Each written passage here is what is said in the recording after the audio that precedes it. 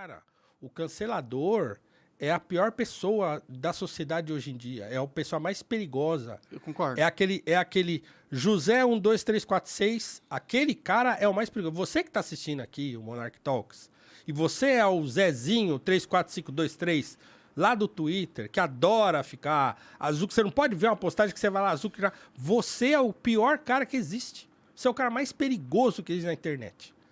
Porque essas pessoas, elas agem mimeticamente. Elas tomaram a justiça nas próprias mãos. Mimeticamente. Um cara... Porque o cancelamento é sempre organizado por alguém, certo? Achar que essa parada de cancelar é orgânico é mentira. Eu sou desse também, acredito nisso. Tem gente que começa com gente organiza. Quem são os patrocinadores do Flow? Esse. Ah, então vamos lá. Buá! Sleeping Giants, né? Esse bando de filha da mãe. Isso. Entendeu? E assim, tem partido envolvido, tem intelectual envolvido, tem ONG todo um envolvido, esquema. tem todo um esquema. Então começa assim e depois vira um processo mimético. De mimetismo. O cara, o Zezinho 34234 lá do Twitter, ele vê que tá todo mundo fazendo aquilo, ele vai também. Faz a mesma coisa. Ele vai também. Não é que ele seja controlado diretamente, mas ele foi cooptado por uma ideologia. Ele se indigna por imitação. Sim. E ele não se indigna porque ele tem consciência e tal. Não, mas porque aquele desejo de poder que aqueles caras que coordenaram o ataque têm, ele também passa a ter. Sim. Porque aquele cara que tá... A celebridade que tá cancelando, o jornalista que tá cancelando, vira o modelo dele. Pode crer. Pode crer. Então, Tem um isso aí sentimento muito gostoso de sentir que está fazendo a justiça e o bem através das próprias mãos, né? Entendeu? E você vê jornalista fazendo isso. Os jornalistas são um braço do cancelamento gigantesco. Exatamente, porque esse pessoal, eles têm essa pretensão. Né? Eles querem poder e o poder deles foi se diminuindo com a internet, né? Porque antes eles eram os arautos do que podia ser publicado. Eu também não acho que seja muito isso, assim, sabe? Eu não acho que seja um processo de...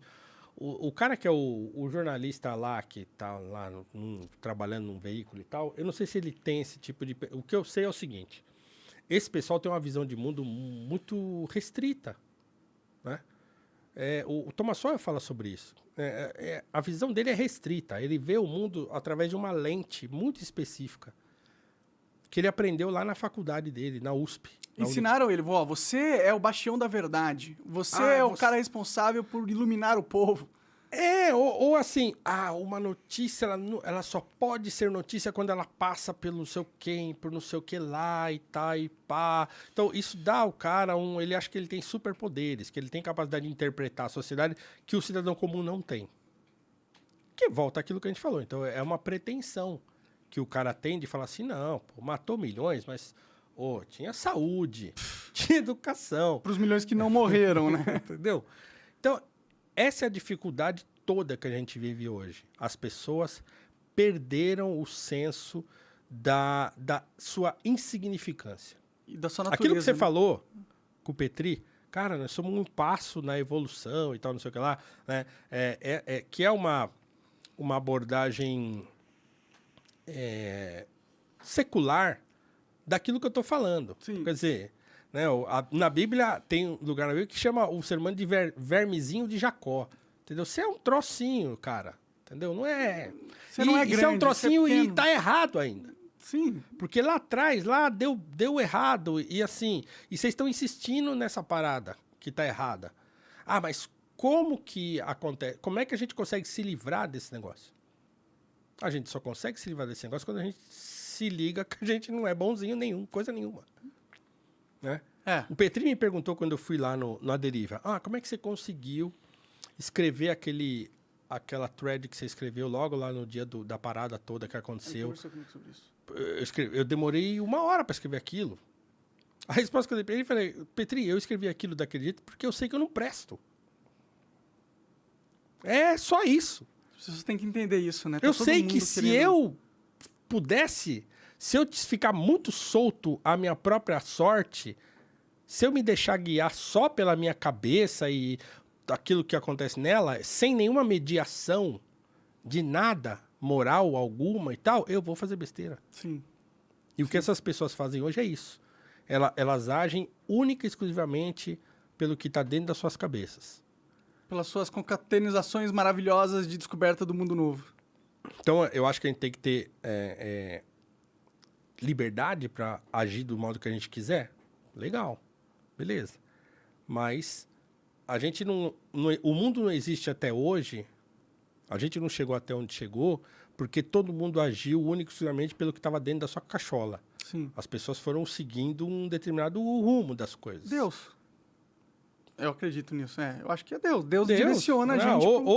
Ou, sei lá, uma coisa chamada tradição, que é, sei lá, tradição no sentido de, tá dando certo, então vamos pra cá. Tá dando certo, vamos pra cá. Putz, deu errado, então tá bom, corrige um pouco pra cá, tal e tal, e vai indo. E a gente chegou onde chegou até agora, porque as pessoas tiveram capacidade de discernindo ao longo do tempo os erros e acertos, e corrigindo, e chegando e tal, e se afastando quando era errado e tal, e chegamos aqui. As pessoas do mundo de hoje, elas acham que tudo isso que tem para trás é irrelevante. Que agora só tem importância o que é daqui para frente. O que está dentro da cabeça dela para frente. Esse é o problema. Sim. Ela não consegue olhar para trás e olhar, putz, cara, deu tanta besteira isso já. Todo mundo jogou o bebê junto com a água, né? Deu tanto ruim que é melhor a gente não fazer mais desse jeito. Sim. O Petri até contou a história do comediante americano que foi paradigma para essa coisa de mudar, né, a ideia essa discussão sobre liberdade de expressão. Então, quer dizer, virou um paradigma. Então, todo americano lá, e deve ser isso, o cara, quando ele vai pensar no assunto, ele olha e fala, já deu merda ali. Já deu e não foi bom, porque Sim. a gente hoje reconhece que o cara que não tinha nada, assim. Então, os caras olham para trás e veem. O problema é você negar tudo isso. Entendeu? É você negar a história, você negar tudo que aconteceu, ou então interpretar a história como os marxistas interpretam, a partir da ideia de dominação e dominado. E ele acha que, e sempre quem vê a coisa desse jeito, ele é o cara que tomou consciência de quem é quem. Ele não se coloca nem no lugar nem no outro. Ele é o cara que observa a coisa de fora. Ele é Deus, né? Entendeu? Sempre que você tenta fazer... Isso o Eric Furgan ele fala. Se faz o julgamento da história sem entender que você está participando dela, você está errado, velho. Sim. Você está participando da história também. E você nem sabe. Você nem entende o que tu tá fazendo. Tá acontecendo um monte de coisa que você não sabe. Sim. Tá acontecendo um monte de coisa que você não tá vendo. Então, você achar que aquele espaço de memória que você tem, né, e a meia dúzia de conhecimento que você tem são suficientes para você fazer um julgamento a respeito de uma situação que você mal consegue discernir, velho, você é o pior cara que existe. Sim. Que é o Zezinho 3423 lá do Twitter. Esse cara aí. Acho que é uma boa mensagem pra galera começar a compreender aonde tá indo esse negócio de rede social, né? Cara, é perigoso. Eu tô, assim, muito apreensivo com isso. Eu também. Pois é. Eu também tô, Eu tô muito cara. apreensivo com isso, porque assim, não tem nenhum motivo para isso parar. Só tem motivo para aumentar. E só tem aumentado. Só tem aumentado. Porque aquelas pessoas que seriam as pessoas indicadas a trazer esse tipo de reflexão, elas entraram na mesma onda. Você acaba de assistir um corte do Monarch Talks. Agradeço demais, mas se você quiser ver o vídeo na íntegra e acompanhar ao vivo todas as transmissões, você tem que ir lá no rumble.com/monarch para não perder nada. Segue a gente lá.